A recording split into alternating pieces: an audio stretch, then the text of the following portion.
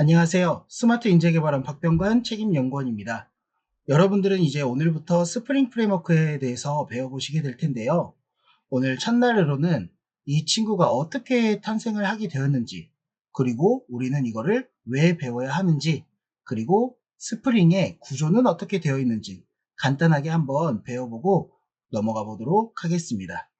그래서 이론적인 부분이기 때문에 조금 루즈하게 느끼실 수도 있겠지만 정말 중요한 부분이기 때문에 항상 이론적인 부분도 꼭 숙지해야 된다는 거 알고 계셨으면 좋겠습니다. 그래서 오늘의 학습 목표로는 첫 번째로는 전자정보 프레임워크의 탄생 배경, 그리고 이 전자정보 프레임워크가 스프링 구조로 되어 있는데 이 스프링이 어떻게 나왔는지, 그리고 세 번째로는 이 스프링의 내부 구조에 대해서 간략하게 설명드리도록 할게요. 그래서 첫 번째로는 우리 전자정보 프레임워크가 왜 어떻게 나왔는지 한번 재밌게 설명을 해드리려고 하는데요. 우리나라에는 국가 행정 조직 구조가 있습니다. 뭐 다들 알고 계신 게 많을 텐데 뭐 기획재정부도 있고요, 교육부도 있고, 외교부, 그리고 국방부, 행정안전부 등이 있습니다. 근데 예를 들어서 대한민국 국방부에서 하나의 프로젝트를 시작을 해야 돼요. 뭐 60만 인원의 휴가를 손으로 관리하기 힘든데 어떡하지? 이거 사람의 손으로 하는 것보다 프로그램으로 하는 게 좀 더 편리할 겁니다. 그래서 60만 장병들의 휴가를 관리할 수 있는 프로그램 개발이 필요하다고 말을 하는 거죠. 뭐 예를 들면 기능으로서는 휴가자 확인, 스케줄 관리, 휴가 일수 계산 등이 필요하다고 하는데 30억 정도에 만들어줄 수 있는 회사 있나요? 왜냐하면 국방부에서 뭐 예를 들어서 김대위가 뭐 일과 끝나고 프로그램을 만들진 않을 겁니다. 그래서 다른 회사들을 통해서 이런 프로그램을 요청하게 되는데 뭐 A라는 회사는 30억에 만들 수 있다고 하고요. B라는 회사는 20억이면 만들 수 있다고 합니다. 뭐 C라는 회사는 5억이면 만들 수 있다고 하네요. 그럼 여러분들이라면 어떤 회사랑 이런 프로그램을 만들 건가요? 뭐 저렴한 회사가 제일 좋겠죠. 그래서 국방부는 C라는 회사와 계약 체결을 합니다. 그래서 5년 동안 뭐 예를 들어서 개발하고 있는데 생각해보니까 이 C라는 회사에서 만든 프로그램이 너무 괜찮은 거예요. 그래서 C 회사에서 만든 휴가 관리 프로그램이 막상 5년 동안 사용해보니까 괜찮은 거야. 와, 여기에 추가로 연차만 관리하는 게 아니라 월급도 관리해주는 프로그램이 있었으면 좋겠다라는 생각을 합니다. 그래서 국방부는 새로운 회사를 물색하기보다는 그 기존에 계약을 했던 C 회사한테 뭐 이러한 연차 관리하는 게 아니라 월급도 좀 관리했으면 좋겠습니다 라고 요청을 할 생각을 합니다. 그런데 어떡하죠? C라는 회사가 이렇게 망해버렸습니다. 그럼 국방부에서 이제 C 회사는 망한 것 같고 다른 회사를 이제 구해야 됩니다. 그래서 다시 한번 공고를 내가지고 다른 회사한테 이번에 저희 월급 관리하는 프로그램 확장시켜 주실 회사를 찾습니다 라고 공고를 내는 겁니다. 그리고 이번에는 30억이 아니라 50억에 만들어주면 좋겠다 라고 공고를 내게 돼요. 그럼 C라는 회사는 사라졌으니까 A라는 회사가 50억에 만들겠다고 했고 B라는 회사는 20억이면 할 수 있다라고 말을 합니다.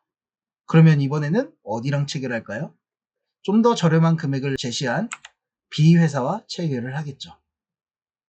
자, 그럼 B 회사의 입장에서 한번 생각을 해보겠습니다. B 회사 입장에서는 과장님이 와가지고 좋아 좋아 우리 이번에 국방부 프로젝트 수주했다. 야, 열심히 다들 한번 해보자. 오늘 끝나고 회식이야. 좋아 좋아 라고 말을 하는 겁니다.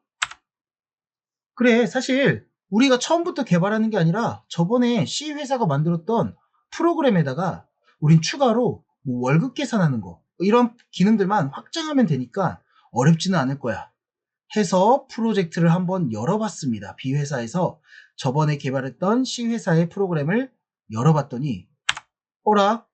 우리 회사는 PHP를 통해서 만드는데 전에 했던 프로그램은 JSP 서블릿으로 만들었네? 그럼 어떻게 해야 될까요? 과장님은 김 팀장을 부르기 시작할 겁니다. 김 팀장, 일로 와보게. 어떻게 해야 될까? 이러한 문제점이 기존에 있는 B회사뿐만 아니라 국가의 사업을 하는 모든 기업들이 이런 문제점이 계속 발생했습니다. 무슨 말이냐면 기존 프로그램의 개발 방식에 단점이 있다는 겁니다. 바로 가장 큰 문제점인 유지 보수가 어렵다라는 거예요. 방금 말한 것처럼 C 회사는 예를 들어서 PHP라는 언어를 통해서 개발했는데 우리 회사는 JSP 서블릿으로 개발을 해. 그럼 프로젝트를 이어받는 과정에서 쉽지가 않을 겁니다. 언어가 다른 경우에는 해당 언어로 개발하거나 새롭게 개발을 해야 된다는 거죠. 또는 같은 언어를 쓴다고 하더라도 기업 간에 개발하는 방식이 다르기 때문에 수정하기가 쉽지가 않습니다.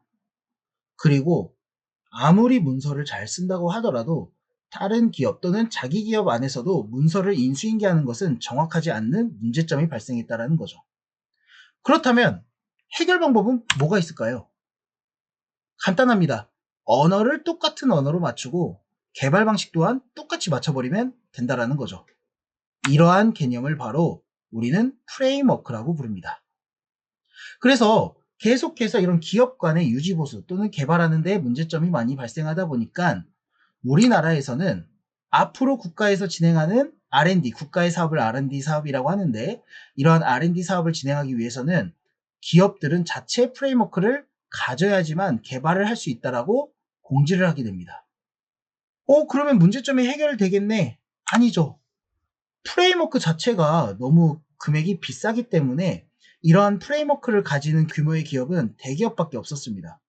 그럼 당연히 이런 프레임워크를 가지지 않는 중소나 중견기업들은 국가의 사업을 진행하기 자체가 어렵다라는 거죠. 마치 이런 거예요. 개발을 하고 싶어도 개발을 할 수가 없는 거죠. 그래서 중소기업들이나 중견기업들이 많이 화가 납니다. 이거 대기업만 살리는 거 아니냐. 그래서 국가에서는 화가 많이 나셨군요. 그러면 저희가 자체 프레임워크를 만들어서 배포를 해드리겠습니다. 그래서 국가 사업은 그 프레임워크를 통해서 만든 프로그램만 사용하도록 하겠습니다. 라고 말을 합니다. 그래서 우리나라에서는 국가에서 자체적으로 프레임워크를 만들어서 배포를 할 계획을 세우게 된다는 거죠. 그게 바로 전자정부 프레임워크, 2009년에 전자정부 프레임워크를 출시하게 됩니다. 어라? 앞에서 봤던 것처럼 오늘은 스프링 수업인데 왜 전자정부 프레임워크 소개를 했을까? 왜 그러냐면 이 프레임워크를 만들 때 국가에서는 그냥 만든 게 아니라 기존에 있던 프레임워크를 참고해서 만들게 됩니다. 예를 들어서 우리나라가 프레임워크를 만들어 주겠다고 떵떵거리면서 말했는데 이제 급하게 프레임워크를 만들어야 되는 거예요. 그래서 석박사 및 기업의 프로그램 연구원들을 다 모집해 놓고 한번 만들어 달라고 요청을 합니다. 그럼 당연히 연구원들은 단기간 안에 이 프레임워크를 빨리 만들어야 되는데 기존에 새롭게 만드는 것보다 이미 있던 거를 참고해서 만드는 게 참 좋을 거예요. 그래서 외국에 봤더니 스프링이라는 좋은 프레임워크가 있다는 겁니다. 그래서 이미 외국에서는 이러한 문제들이 즐비해서 문제를 해결하기 위해 스프링이라는 프레임워크가 나왔다는 거죠. 외국도 마찬가지였어요. 우리가 일반적으로 생각하는 개발자 이미지가 뭐죠? 맨날 야근하고 집에 못 가고 이런 이미지 항상 우리 개발자면 디폴트로 생각나잖아요. 마찬가지였어요. 외국에서도 로드 존슨이라는 오늘 스프링에서 가장 중요한 인물이네요. 스프링의 아버지라는 부른 사람인데 이 사람도 개발자였습니다. 맨날 야근했다는 거예요. 야근하기 못 갔다. 코드를 좀 더 효율적으로 짠다면 이런 문제를 해결할 수 있을 텐데. 그래서 이 사람이 이런 생각을 합니다. 개발할 때 중구난방 개발하는 게 아니라 일정 방식, 틀을 갖춰놓고 거기 안에서 개발하게 하자 해서 만든 게 바로 Expert One-on-One J2E 디자인 앤 디벨롭먼트라는 걸 보였는데 여기서 보인 코드가 바로 스프링의 근간이 되었고요.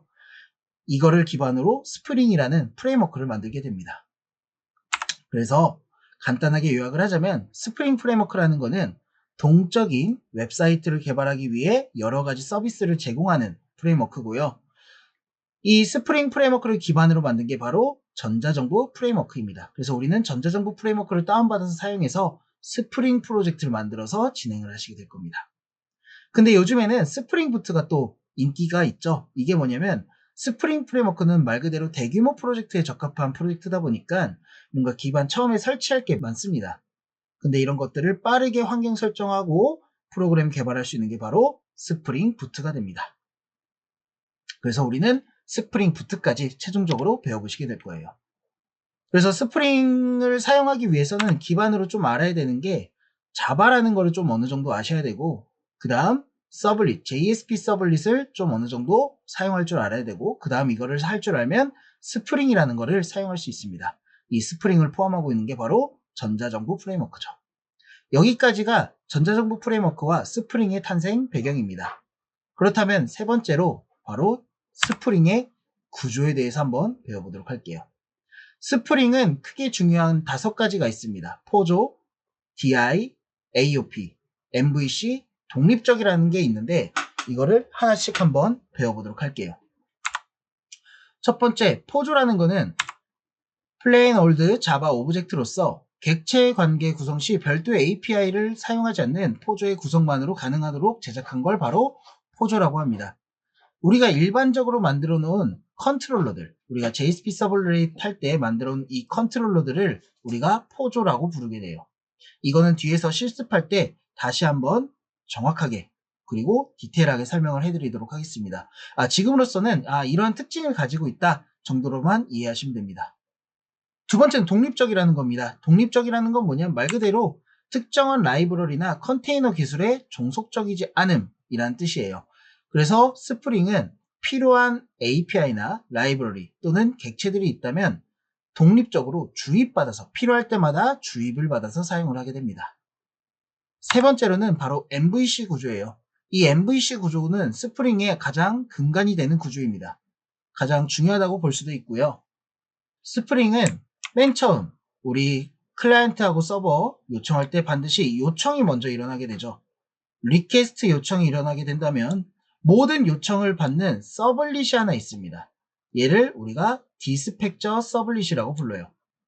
다른 말로는 우리 JSP 서블릿 할 때 배웠을 거예요. 앞에서 모든 요청을 받아들인다 해서 프론트 컨트롤러라고 부르기도 합니다. 그러면 실질적으로 디스패처 서블릿은 요청만 받는 컨트롤러의 역할이지 실질적으로 기능을 수행하지 않습니다. 해당 URL이 요청이 들어왔을 때 일을 하는 건 누구냐? 바로 컨트롤러가 그 기능을 담당하게 돼요. 그러면 컨트롤러를 찾기 위해서는 디스패처 서블릿이 누구한테 이 컨트롤러를 찾아달라고 요청을 하냐면 바로 연결을 시켜주는 핸들러 매핑한테 그 해당 컨트롤러를 찾아달라고 두 번째로 요청을 하게 됩니다. 그럼 핸들러 매핑은 해당 컨트롤러를 찾게 되고요.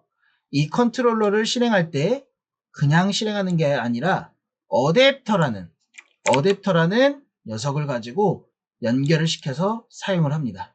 쉽게 말해서 내가 핸드폰 충전을 하고 싶다면 핸드폰 충전 요청을 받는 순간 우리는 콘센트를 찾아야 돼요. 콘센트를 우리는 컨트롤러라고 할 수 있겠죠.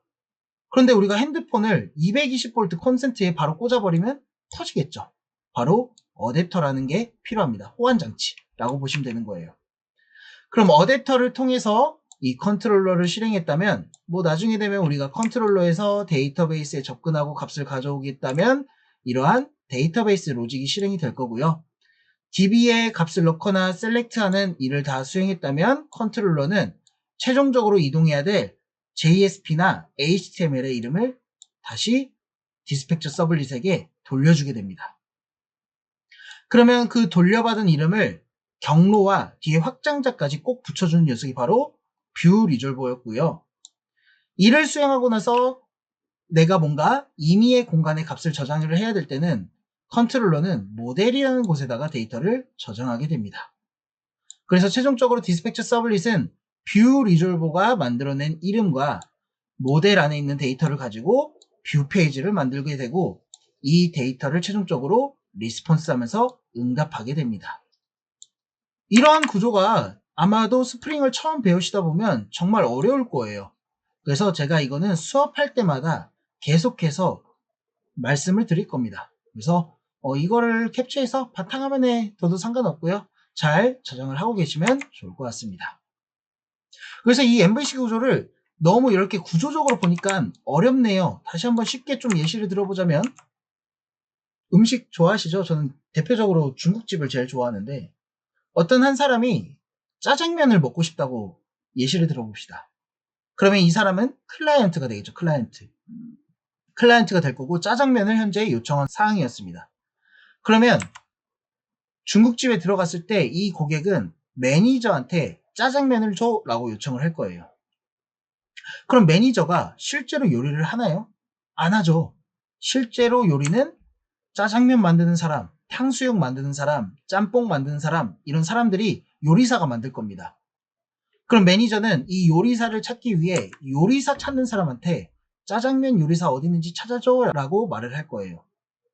그러면 요리사 찾는 사람은 짜장면 요리사 저기 있습니다 하면서 다시 매니저에게 짜장면 요리사님 찾았어요 라고 알려주게 됩니다.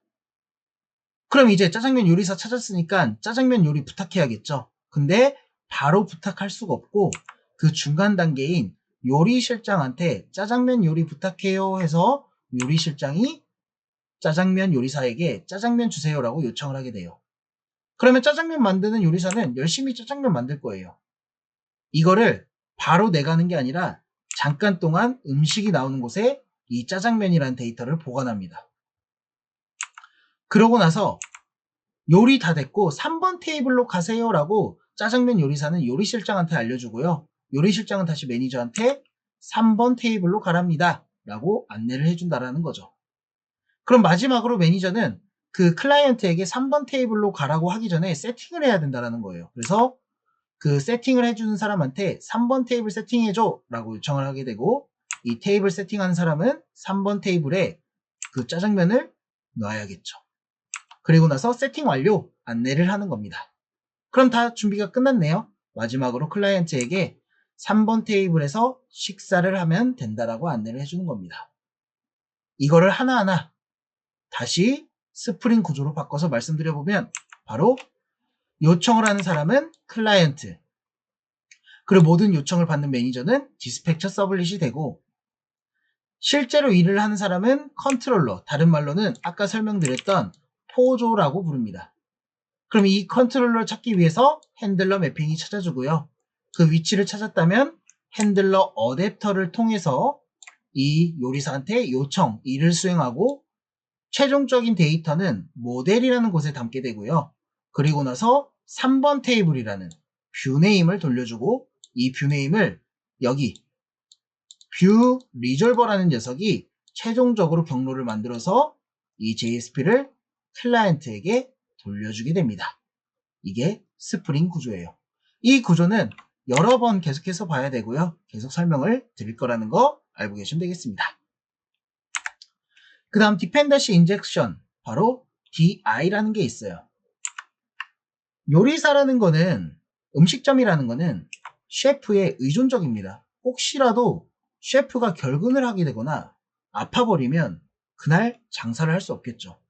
즉 음식점은 셰프에 의존적이라는 거예요. 그럼 이런 문제를 해결하기 위해서는 어떻게 하면 될까요? 외부에서 요리를 하는 전문 인력소에서 필요할 때마다 요리사를 구매해서 쓰면 된다는 겁니다. 또는 빌려서 쓰면 된다는 거죠. 마찬가지입니다. 스프링에서는 객체를 안에 생성해서 계속 가지고 있는 게 아니라 필요할 때마다 외부에서 주입받아 사용합니다. 이러한 기법이 두 가지가 있는데 하나는 XML 형식으로 넣는 방법, 두 번째는 어노테이션으로 넣는 방식이 있는데 이건 실습할 때 한번 볼 수가 있겠네요. 그래서 이 DI와 IOC라는 거는 스프링 프레임워크의 코어 기능입니다. 그래서 DI를 하기 위해서는 외부로부터 주입을 받기 위해서는 이 IOC 컨테이너라는 곳에서부터 받아오게 됩니다. 쉽게 말하면 여기가 바로 그 셰프들이 있는 인력사무소 같은 곳이고요. 여기가 음식점이라고 보시면 돼요. 그래서 내가 필요할 때마다 DI로 주입받아서 쓴다. 그래서 DI를 좀 더 설명을 드리자면 객체를 직접 생성하는 게 아니라 외부에서 생성한 거를 주입시켜주는 방식. 예를 들면 생성자의 매개 변수를 통해서 넣는 방법도 있고 우리 게터나 세터 통해서 넣는 방법도 있었죠. 이거는 실습하면 바로 여러분 떠오르실 거예요. 그래서 생성자를 통해 넣거나 또는 게터 세터를 통해 넣거나 하는 방식도 있습니다. 그래서 이 IOC 컨테이너라는 걸 통해서 주입을 받는데 IOC 컨테이너라는 거는 내가 필요한 모든 것들을 담아있는 공간, 그러니까 내가 필요한 것들을 다 이쪽에 몰아놓고 DI를 통해서 주입받아 쓰는 겁니다. 여기 우측에 보이는 건 이제 해리포터의 아즈카반이라는 곳인데 이 감옥 같은 곳에 모든 객체들을 넣어놓고 내가 필요할 때마다 불러서 쓴다라는 개념이에요.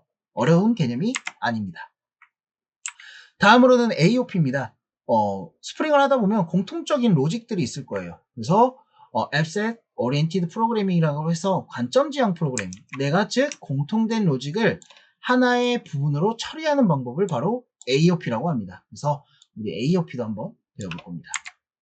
그래서 스프링을 하기 위해서는 스프링 프로젝트를 기존 이클립스에 다운받아서 하는 경우도 있지만 우리는 전자정부 프레임워크라는 거를 다운받아서 사용을 할 겁니다. 그래서 오늘은 간단하게 스프링에 대해서 역사, 그리고 스프링을 왜 사용해야 되는지, 그리고 스프링 특징에 대해서 한번 배워봤는데요. 앞으로는 실습 위주의 영상이 되겠지만 중요한 거는 실습을 하더라도 이런 이론 기반이 되어 있어야 됩니다. 그래서 이런 이론들 교재에도 나와 있겠지만 꼭 까먹지 말고 꼭 숙지하시고요. 우린 다음에는 이제 설치하는 거 한번 배워보도록 하겠습니다. 오늘 스프링 첫 강의 대단히 수고 많으셨습니다.